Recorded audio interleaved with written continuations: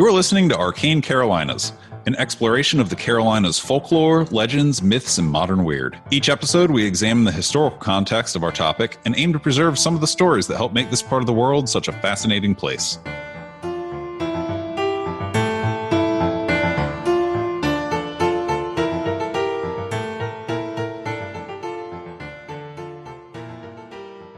Hi, this is Michael with Arcane Carolinas. Just wanted to let you know that this is an episode that we recorded live in front of an audience at ConGregate 7/Deep South Con 59 in Winston-Salem, North Carolina in July of 2021. We love doing live recordings, and they sound different. I love that because I think that lets you feel more like you're there with us. But I just wanted to point that out at the beginning. Normally, we try to have a very sort of controlled studio sound. This is going to sound different. Just wanted to point that out ahead of time. In the meantime, thanks for listening, and thank you, as always, to ConGregate 7 and Deep South Con 59 for letting us be part of the fun, and to everybody there who was in the audience, and so much fun to get to talk to.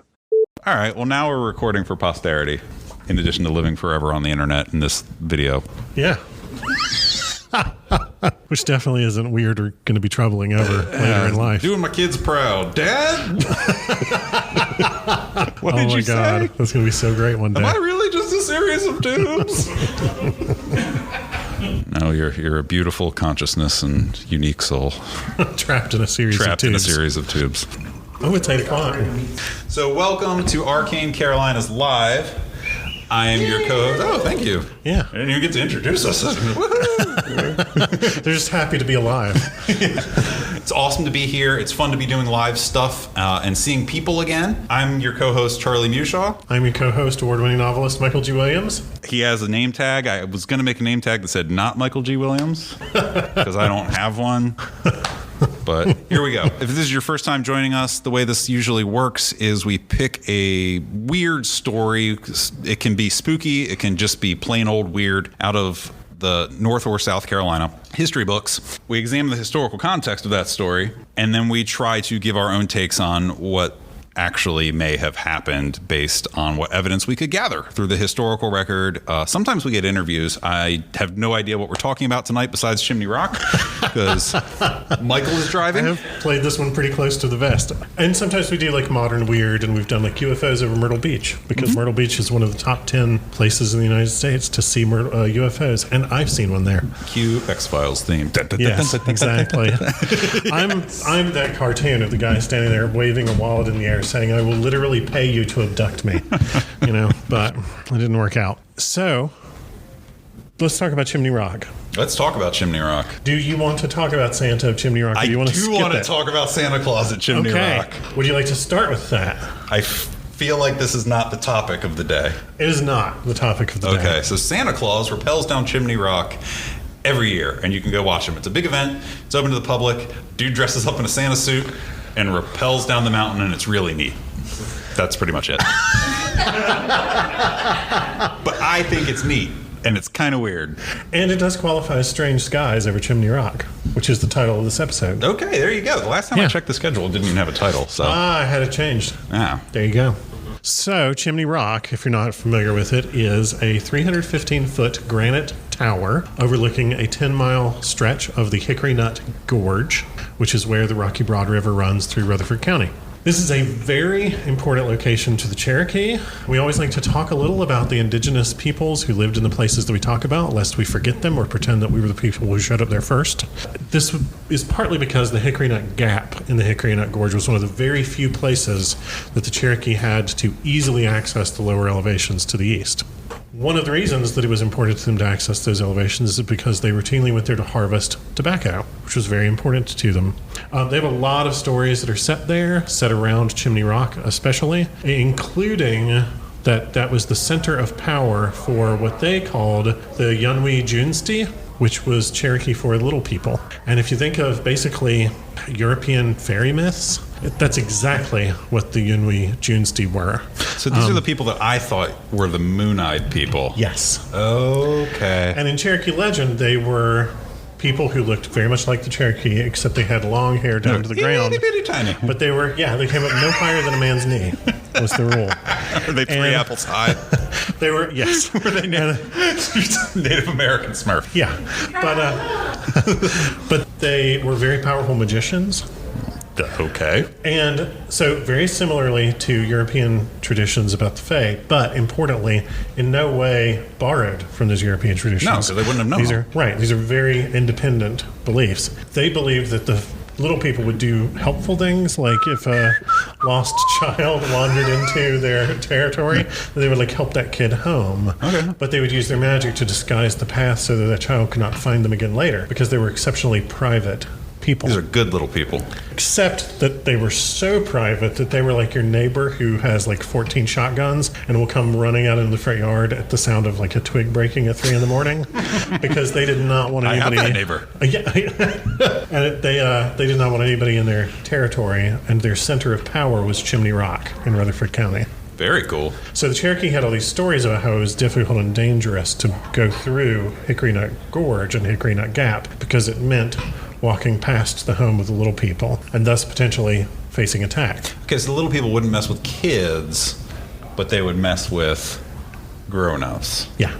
Okay. They're all right in my book. Pretty much. Probably most grown-ups have done something to deserve it. Mm-hmm. So they specifically, we're going to go into greater detail about this one day when we do a different story about the little people. But as part of this belief, the Cherokee have a very complicated legend that, let me look at my notes. It was told to Charles Landman in 1848. Landman had a really fascinating career in his own right. He was the Librarian of Congress for a little while, and he spent years just traveling the frontier and collecting stories and documenting it. And he was a really cool guy. Like apparently. An old-timey Tally Johnson. Yes, exactly. He was very much an old-timey Tally Johnson. Sweet. So a Cherokee chieftain named Allbones and Flying Squirrel told him this story. That's one name, or it's 2 people? It was 2 names, but 1 person. Okay. He told Landman this story, and it boils down to the Cherokee had run out of tobacco, and they needed to pass through Hickory Nut Gap to go get more tobacco, and the little people would not let them. And every time they sent a warrior through, the little people would kill that warrior in some way. This is taking a turn I did not see it take. Usually by throwing rocks at them. Okay. And so eventually they were almost out of warriors. And an elderly wizard said, I will go and take care of this whole problem. Transformed himself into a whirlwind, traveled down the Hickory Nut Gap with powerful winds enough to rip all the trees and dirt off of the sides of the gap so that it's exposed stone, and crash a bunch of boulders down, scaring off the little people forever.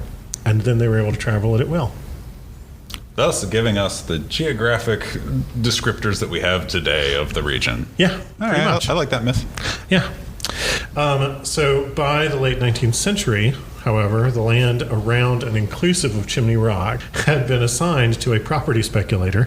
And this guy named Rome Freeman bought 400 acres of that property, including Chimney Rock, for $25. That's a deal. Isn't it? What year was that? That was the late 1800s, but not yet 1890. I feel like that's a deal back then. Even back then, I feel like that's a deal. Even back then, that was an amazing deal. Yeah. $25 for 400 acres, including Chimney Rock. Okay. So Freeman had this idea that he was going to build a trail from the wagon road to the base of Chimney Rock, and then maybe build steps up to the top of Chimney Rock, and people could go up there and look out from Chimney Rock. I like this guy. Yeah, I like this a lot too. So this is the twists and turns already. Yeah, I thought the little people were nice, not so much. I thought this guy was going to be a jerk. So far, not so much. Yeah. So a doctor named Dr. Lucius B. Morse, which is a deliciously Victorian name.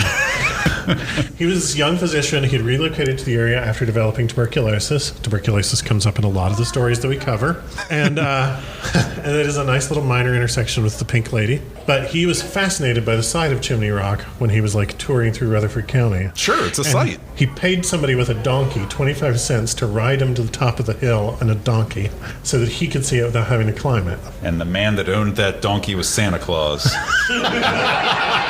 And that donkey was a reindeer. Yes. And in 1902, he was so enamored by this that he kept going back and paying this dude 25 cents to ride him to the top of the chimney. And in 1902, he bought Chimney Rock itself and 64 acres around it for $5,000. So Rome got his money back and then some. And still retained a whole bunch of land. Yeah, totally. But Lucius Morse established Chimney Rock Park as a private for-profit enterprise. Is it still private? No. I was going to say, I thought that was like a state park. He and his descendants continued operating it as the family business until 2006, when they, by then, had accumulated enough land for it to be 1,000 acres. They sold it to the state under a special appropriations to become a state park. I'm going to give them a lot of credit. There's not like a cotton candy stand out there. Yeah, it's not like, come see The Rock. Yeah. Come visit The Rock store. Buy The Rock merchandise. Yeah, I mean, they have a gift shop or something, I'm sure, but, whatever. I mean, I don't know that they do or they don't, but the point is that it's retained its natural beauty. Totally. Unlike the American side of Niagara Falls, which has anybody ever been there? Oh, it's terrible. There's a reason you only see pictures from the Canadian side. Oh, okay. That's really funny and very in line with my expectations. I went up there and was like, I'm going to see Niagara Falls. It's going to be great. Natural wonder. Holy cow. Do I need a Dave & Buster's? I don't think I do. There's one there now. Of course there is. Anyway. Since 2006, when the state acquired it for part of the state park system, other land conservancies had been buying land around it in case this day ever arose. And now it's an 8,000 acre state park. Nice. Totally preserved, lots of conservation work. To the Morse family's credit, in the 70s, Morse's grandsons, who ran the park by then, started bringing in botanists and conservationists and trying to turn its focus more towards science and conservation as a conscious effort, rather than let's just buy the land and make sure nobody does anything with it. Right. It was more like, let's study the land and see what can be done there. One of the things that we talk about on the show a lot is weird species of plants or fauna, basically animals, anything, that exist in these little microclimates in North Carolina. In Orange County, North Carolina, there is a butterfly that lives on Occoneechee Mountain and nowhere else in the region. Venus flytraps, obviously, on the coast. I would be really curious to know if any of those botanists or conservationists identified any weird species in that region that only live there. In fact, there are multiple caves in Hickory Nut Gorge that are unique ecosystems. Aha! I swear, we didn't share notes on this. That's not how we do the show. One of us drives and the other just says dumb stuff at the other one. But long before all of that, because now we've covered what Chimney Rock is and its history a little bit, extraordinary phenomena over Chimney Rock. So, according to Richard Walzer's North Carolina Legends. Okay, give me a year. Published in 1980. Okay. By the North Carolina Department of Cultural Resources. Okay. And so throughout the 80s and 90s, and probably still today, anytime you went to a state park or state anything, in the gift shop there'd be a copy of this little book with a dude hanging off the back of a train. And that was a state publication, and I've got a copy that I bought when I was a teenager. That's great. So, do they still make it? Oh, yeah.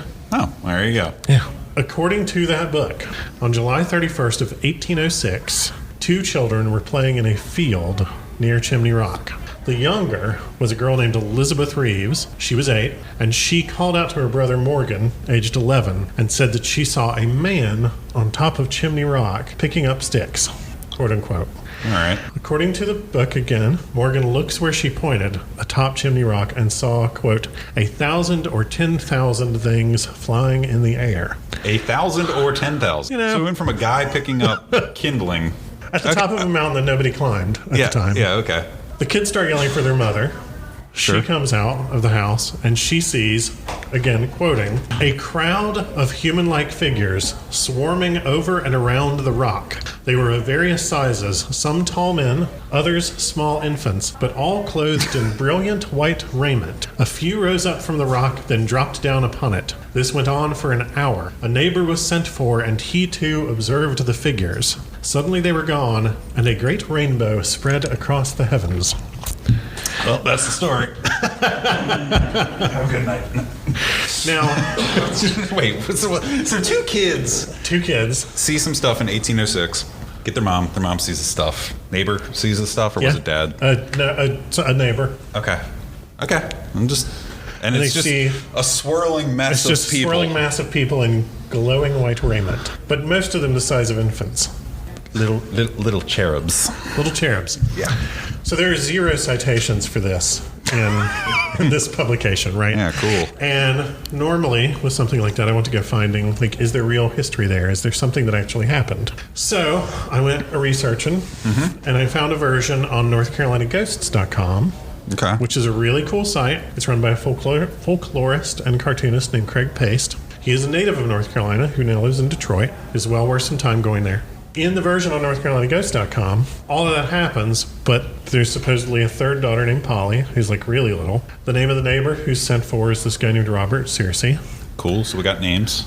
There's an African-American woman also who says that nobody knows her name now, but she was also there and saw some stuff. And whereas Walser's summary version just says, suddenly they were gone, the version on NorthCarolinaGhosts.com says, the crowd of beings rose to the top of Chimney Rock, and when all but a few had gathered there, 3 members of the crowd rose up above the others, hovered there, and then led the congregation of shining beings up through the air to disappear into the heavens.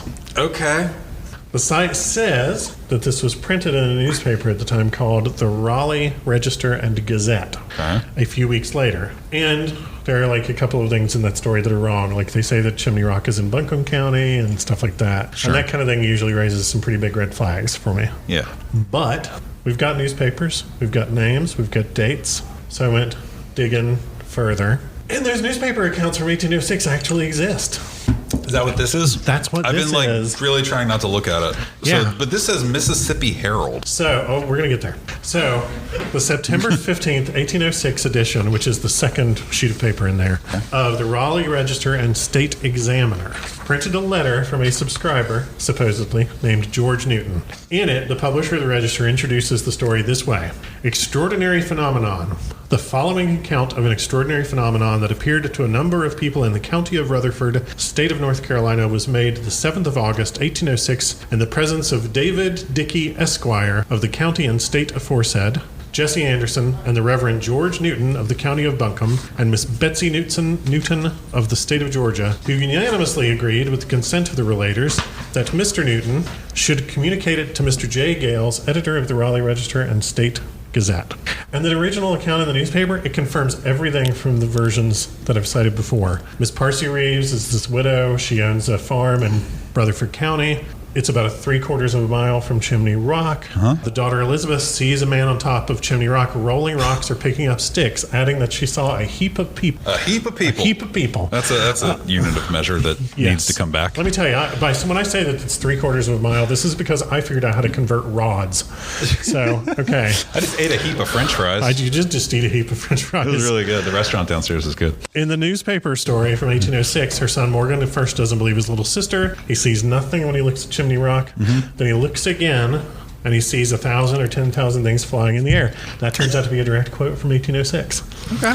Mrs. Reeves reports to Reverend Newton that after she joined her children, she saw more of the small than of the full-grown, and that they rose off the mountain south of said rock, but rose about as high, from which they flew through the air to Chimney Rock itself and collected there. We just need that History Channel guy to bump in right now and be like, aliens. Well, and then these beings, for lack of a better term for what they are, then rise from Chimney Rock in threes and begin a sort of staggered, synchronized flight pattern, rising from Chimney Rock, flying with great agility towards the crowd, according to this newspaper article. I'm good. And then returning to Chimney Rock. So yeah, no, they're dive bombing these people who have this little farm next to Chimney Rock. They're just like, whoop, don't be looking at our rock. Go back inside. According to that newspaper story, the family then watches this aerial show for an hour because in 1806 in Rutherford County, there's not a lot to do. Get your sister. Tell her to bring a chair. Then they send for this neighbor named Mr. Robert Searcy. Get Searcy out here, too. Tell him to bring a snack. Who did not come at first. I ain't coming. And when I read that, I was just like, that he was like, oh, geez. Widow Reeves is seeing people flying around in the air again. I mean, we've all got that neighbor, right? I had that neighbor. My current neighbor is the shotgun guy. Right, okay. And then, if you don't have the neighbor, you are that neighbor, you know?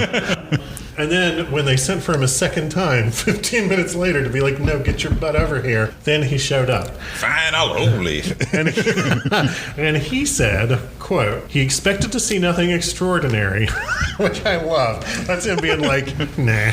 I expected to see nothing extraordinary at all. That's the 1806 version of sure. And when came, being asked if he saw those people on the mountain, he answered no. But on looking a second time, he said he saw more glittering white appearances of humankind than ever he had seen of men at any general review. That they were of all sizes, from that of men to infants. I was just out of the general review. It was nothing like this. There's so many more. Much smaller. Tiny people. Itty bitty. 3 apples high. Yes. All right, I'll shut up. That they moved in throngs round a large rock not far from the Chimney Rock. They were singing a song. I'm done Is with that singing, or is that more like... Yeah, I guess that's singing. That's singing, right? That's singing, yeah. Smurfs It's sing. vocalizing, so yeah.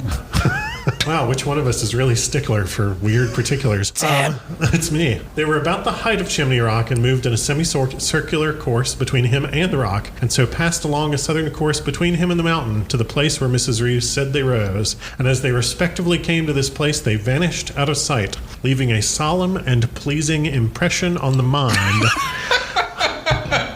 accompanied with a diminution of bodily strength. No. If I see that, I'm not leaving with a... What was it again? A solemn and pleasing impression on the mind. That was nice. Also, I'm weak all over. That was good. That was good. Yeah. No, that would not be my response. These people ate some bad grain or something that had mold on it. Yeah, that's something. Go on, tell me more. And then George Newton's report to the Raleigh Register and State Gazette concludes, whether the above be accountable on philosophical principles or whether it be a prelude to the descent of the holy city, I leave to the impartially curious to judge. Well, I think the world would have ended if it was the latter. So, right? There probably wouldn't have been in 1807, you know, Right. So I don't know. So Aliens. and then Newton adds this little P.S. afterwards. I saw that when I was glancing. Also printed, where he says that there's this brilliant rainbow reported by somebody else, like miles away, Right. and several miles distant from the place. So the person distant saw the rainbow. Yes. What if this was just the end of the rainbow? Oh, maybe these people make the rainbow. I don't know. Taste the rainbow. But somebody has tasted the rainbow. And that there were neither clouds nor sounds like rain, somebody's tasting but the a rainbow. haze in the atmosphere. The public are therefore at liberty to judge whether the phenomenon had anything supernatural in it, or I'm judging. whether it was some unusual exhalation or moist vapor from the side of the mountain. So the mountain farted? Is that Yes, what you so the mountain farted. And then Smurfs come out. So the same bunch of them, like expelled really hard. So they're just like, And they're just... exactly, just like not right into Only we the still had our trees on the side. exactly. This same story got reprinted in a bunch of other newspapers over Yeah, the next the several titles. months. Yeah, including on September 23rd, 1806 in the Philadelphia Register. And there, it garnered a response in the form of a letter to the editor, which also got reprinted in a bunch of other newspapers because Nice. basically it was so weird. You know, we talk about the phenomenon of like you read a story and then you see the same story obviously copied and pasted on somebody else's blog. Yes. And then you see it like 14 more times. Yeah. It was that in newspapers. Did they change the location like with the old No. airship things? It was like, and No. then we saw it. No, it's totally the Okay. same thing every Okay. time. Why waste time and money on coming up with a new detail when you can just print the thing as it is? So, on September 23rd, 1806 in the Philadelphia Register, they print the story. They also print a letter to the editor about it. The Mississippi Herald and Natchez Gazette. Mr. Editor is right. The Mississippi newspaper prints the same letter to the editor in full several months later, so that's where I get to read it. And it reads, Mr. Editor, having observed in your paper of September 23rd an account of a phenomenon seen in North Carolina in July last, and which has no doubt excited the attention of many persons as an extraordinary circumstance, I have taken the liberty of making some remarks upon it. Oh, good And for I'm you, guy. These people are where Nextdoor comes from. Yes, this is nextdoor.com, but Yeah. like in 1806. It's 1806 Nextdoor. It was 100% 1806 Nextdoor. Yeah, exactly. It is like the mansplainiest corner of Twitter, but it is 1806 newspapers. And he says, mankind in general are fond of whatever appears to be of the marvelous, and many good people who are unacquainted with the various phenomena of nature are apt to describe whatever they cannot account for to supernatural causes. I mean, he's not wrong. No, he's not. The writer of the account alluded to seems to entertain an idea that it may be something more than the simple operation of the laws of nature. Some will not give credit to the truth of the relation at all. Some will ascribe to it a supernatural cause, some to a cause purely natural. For my part, I do not hesitate to give full credit to the account, and at the same time to ascribe it to the refraction or reflection of light from the vapor arising out of the side of the mountain. The mountain farts. It's mountain farts. The mountain does not fart. Mountain farts got a letter to the editor printed nationwide. In this opinion, I am the more confirmed from well-authenticated accounts. Sure. I know what I'm talking about. Right. Of such kind of optical illusion seen in diverse places at different periods. Though these curious and elegant phenomena are not peculiar to any age or country, they are now frequently seen on seacoasts. It happens all the time. This is totally normal. Everything's fine. Nothing to see. It's a weather balloon. It's swamp gas in the mountains. It's just like the Brown Mountain Lights. It's swamp gas. Yeah. And though in some respects common to such situations, they have hitherto been so little noticed by the intelligent part of mankind as to be scarce known to exist. Those which seem lately to have more particularly attracted the attention of the curious are those frequently seen during the summer season on the southern coasts of Italy near the ancient coast of Regium. Oh, boo this person. I do not like this person. Which the peasants in their native tongue call Fata Morgana. Okay, he's calling. No, I'm done with this. So, he then goes on to posit that the daughter saw herself reflected in water vapor rising out of the mountain. Sure, happens all the time. Totally normal. Ask the peasants in Italy. Then when That's the I totally have a girlfriend. She lives in Canada. Yes, ask the peasants in Italy is the super... You've just never met her. She goes to a different school. You can totally ask them. They're on the other side of the world. Then when she called her brother over, he saw the reflection of the two of them. I have an uncle. He works at Nintendo. He told me about the next Mario game. I have an uncle who's a barbecue sauce magnate. And then as each subsequent person joins the scene, according to this guy's letter, they each see more and more people appearing in the sky because they're all seeing the same reflection in the mountain farts. Yeah. Okay. And that the shining raiment is because of the intensity of the sun striking those moisture droplets in the air. So bright. Personally, I love that the skeptic believer Flame Moore was going in letters to the editor columns in This like is great. the early 19th century newspapers. This one. I don't like the direction he took with it, but I do like that it is complete like internet flame war. This is the comment section. Yeah.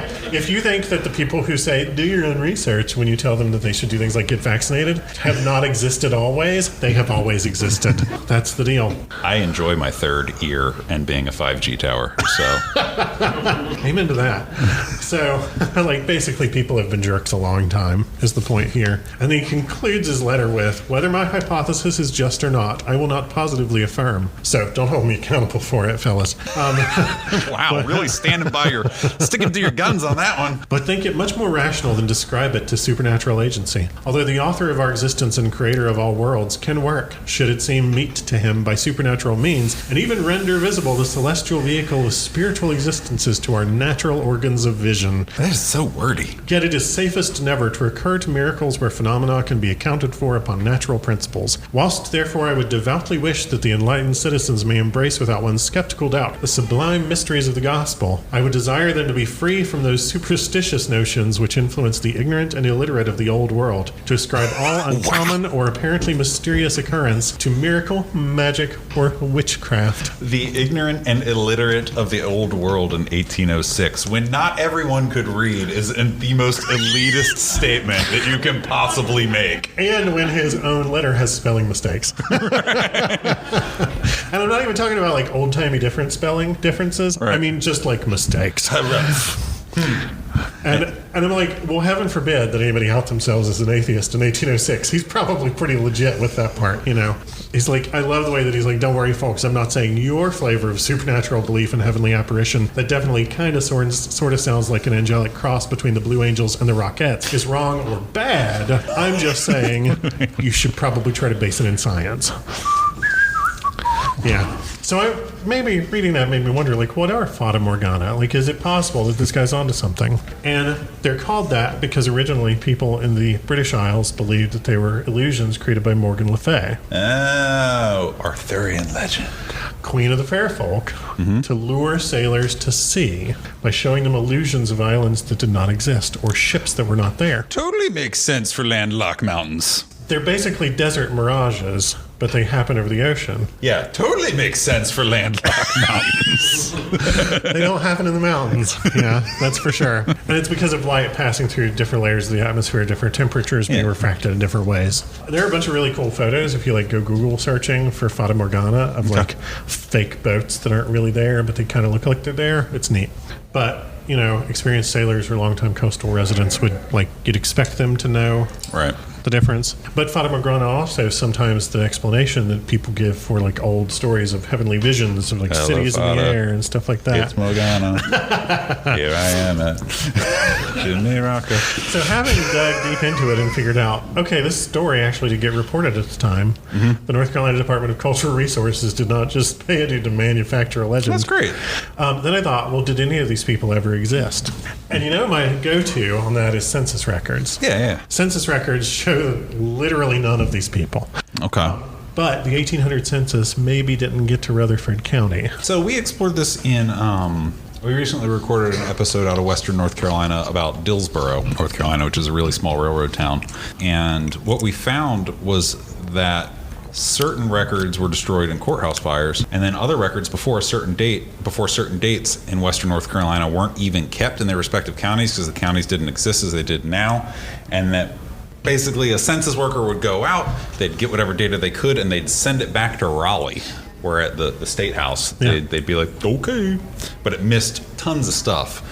And that was sort of an eye-opening experience on that part of the historical record for that part of North Carolina. Like 10 years before when Buncombe County was created, Buncombe County was everything that we think of as Buncombe County now and west in the state of North Carolina. So it was basically like a quarter of the state, and there were 1,000 people living in it. Right, so it was empty. Yeah. So that didn't really shock me that there were no census they records still for could these exist. people. I'm still willing to buy that these people could have existed. So then I kept looking for records, and at the very beginning, George Benson tells the Raleigh Register, this was sworn in front of me and this other woman and this other person and this guy named David Dickey Esquire. He totally existed. Okay.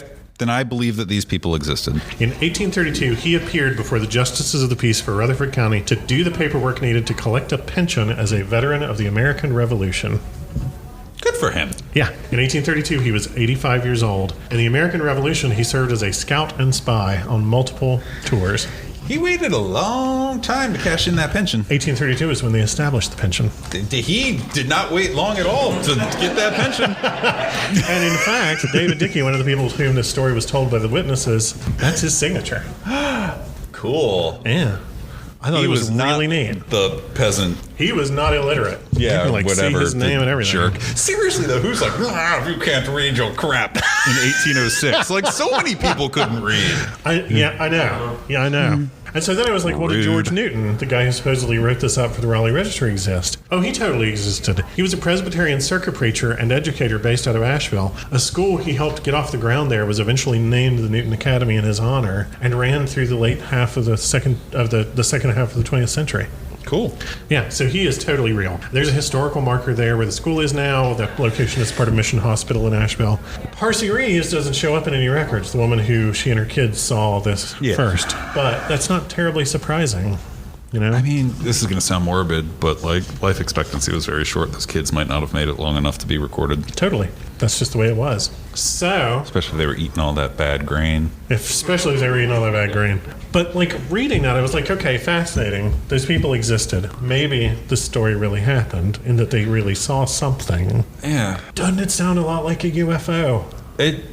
So yes. Also, like wild hunt mythology with like figures in the sky, which is European based, obviously, and has more to do with like Odin is on the hunt again. But these were European settlers. But these were European settlers. Also, I always get a kick out of that Johnny Cash song is basically the country western version of the Wild Hunt.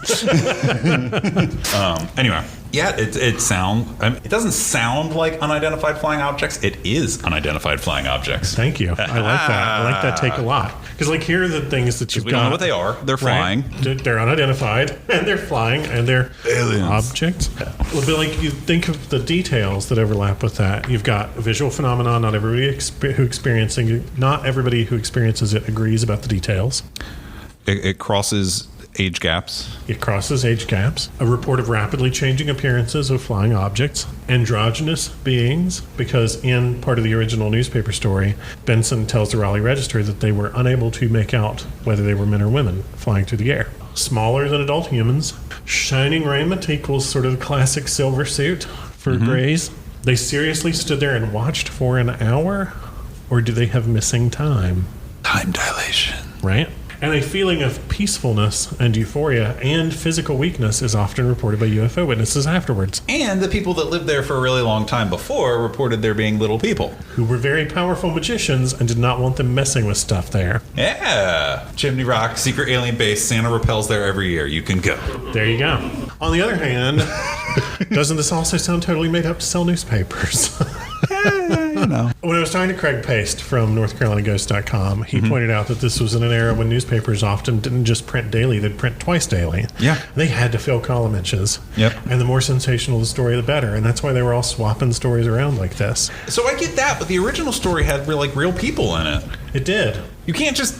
I can't be tomorrow. I can't call the News and Observer and be like, Michael Williams told me this, that, the other thing. Because you're going to see it and you're going to be like, hey, dude, I didn't say that. Like, I feel like too many people that are real got named in that for it to have been somebody being like, I'm going to write the greatest short story today has ever seen.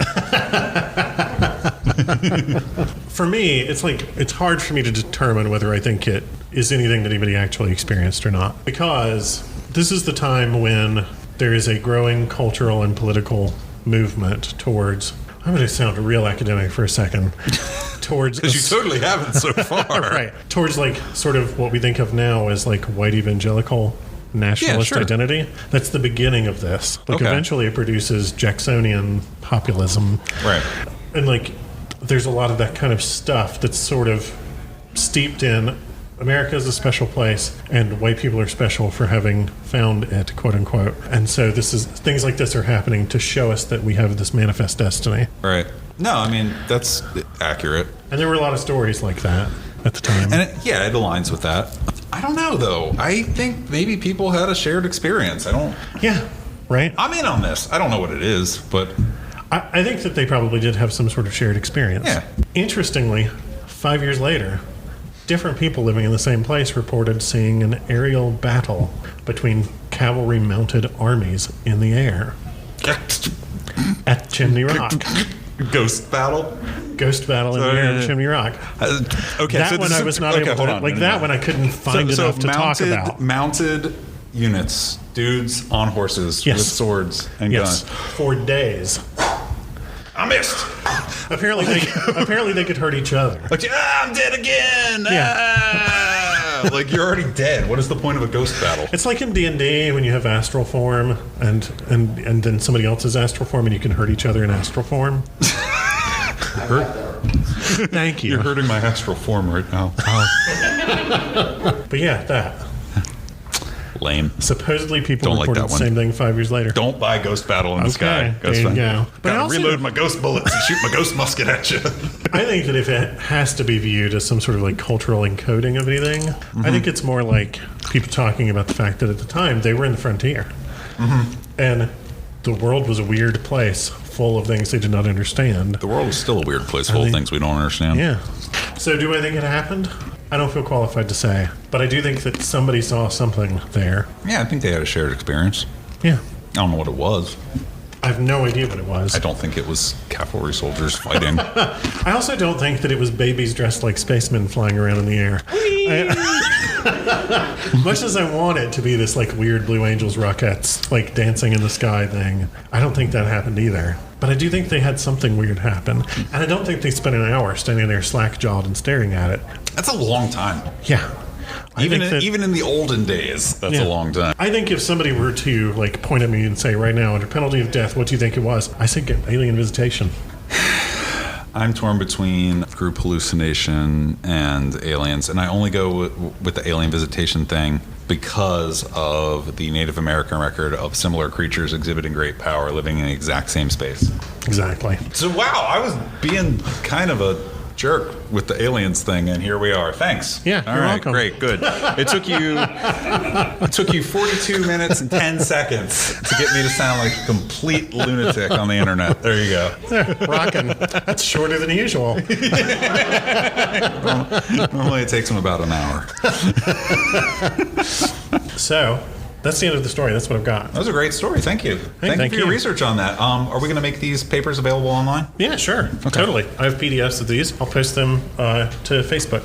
I'll turn them into JPEGs. And Well, that's another thing we do after our episodes is we tend to put our source materials up on Facebook, as well as in the show notes for the regular feed. So not every episode gets a Facebook album because there's not always like good historical record like this. Sometimes we have to go on like, and then I read it in this weird book, like, and it cited no sources, and there was exactly 3 sentences, but here we are. But whenever we can get photographs and sources, we tend to share them. We try to share them. I think it's also fascinating that we spend so much time looking at accounts of things, and there will be like 3 sentences and no citation, and then we're like, that's not worth digging into. Right. And then you go looking, and there's a ton of history there. One of my favorites on that is The Devil and Hezekiah Jones, which that was one of our early episodes, and it's still one of my favorite, where there was this throwaway story in the back of a book with like little to no detail, and through census records, family records, we were able to find that the person actually existed. Do I think that Satan kicked his door in and dragged him away to hell? Probably not, but the person existed, and we found like where they lived, and like, yes, they were there, and they had a somewhat nasty reputation, and therefore maybe the story about them wound up being a cautionary tale in local folklore that got passed on as to why you should not pour hot coffee on people and stuff like that. Horrible things. I mean, like he was basically a domestic abuser, and deserved to get dragged to hell. I just don't think that actually happened. Right. But he's dead now. Yeah. And it's been a couple hundred years, and we found out that he's real. So we'll do this. If you want to stick around, please do. We're going to do some fun little things here. I'm going to press stop on the recording. Go for it. Yeah.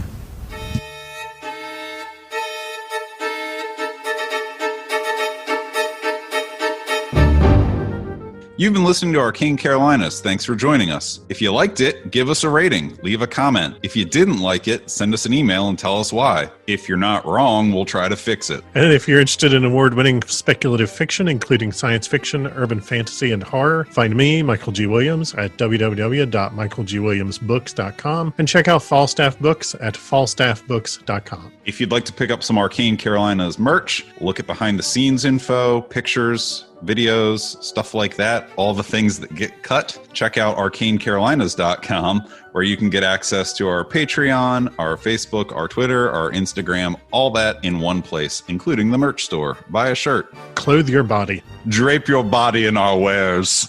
Be our living billboards.